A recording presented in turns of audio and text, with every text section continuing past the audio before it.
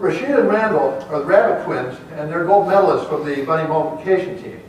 And they're now taking algebra and finding the function concepts are among the most difficult and challenging things faced by secondary and even by college students.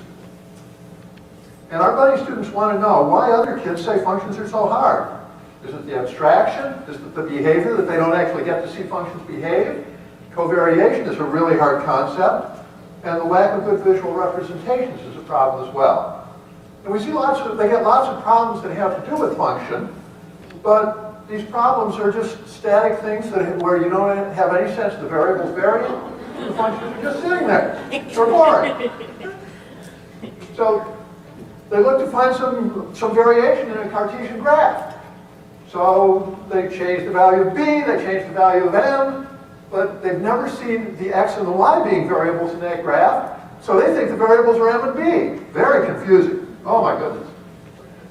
Fortunately, a dynamic variable just popped up on the screen. This point knows how to vary. It's really easy to find the variable by dragging it around with the mouse. So we have actual variation. So now they want to know how to do a function. So the point brings in her dilation dance partner, and off they go, dancing a dilation function. Now it's the bunny's turn to dance a function and find out how it feels to move with the mathematics. So Randall's a little bit surprised by how fast he has to move to keep up with Rashida because of the nature of this function and the rate of change.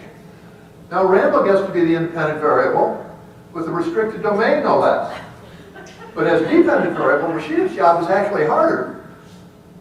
A haphazard dependent variable does not a function make. There are other functions.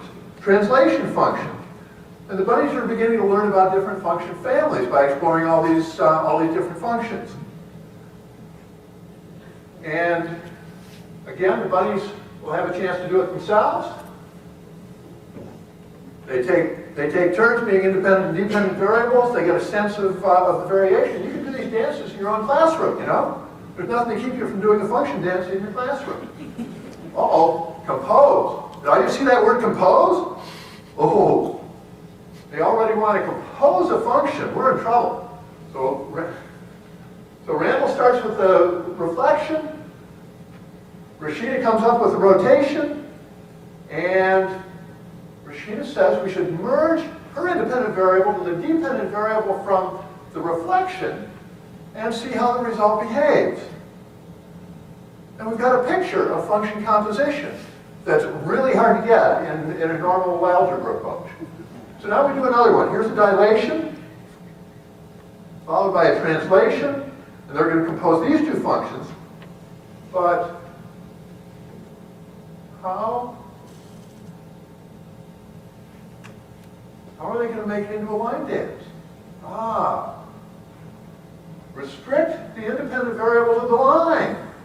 And the dependent variable has to stay on the same line, except the final dependent variable, the composed function, made its own straight line. How about that? Review time. The twins are composing another line dance, again dilating the first and merging the independent variable, the translation. They created this review because they're going to use this same one for the next activity, but first Randall wants to know that why none of the variables are numbers. And fortunately, technical problem, the numbers are supposed to be there. There they are. And the line actually has numbers. We can put numbers on the line. So now we're making the connection with numeric functions in algebra. And we're about to change the scaling of the dilation. Remember what we have up here is a dilation and a translation. And Randall's just changed the scale to 0.5, and Rashida's already on top of things as far as what that was equivalent to in terms of an algebraic formula. So now, oh my. Randall couldn't resist that lift me point, and darned if it didn't turn our parallel axes, which are known as a diagraph, by the way, the parallel axes, into a Cartesian graph. And think about using geometry as a way of getting at some of the ideas of function. So, thanks a lot.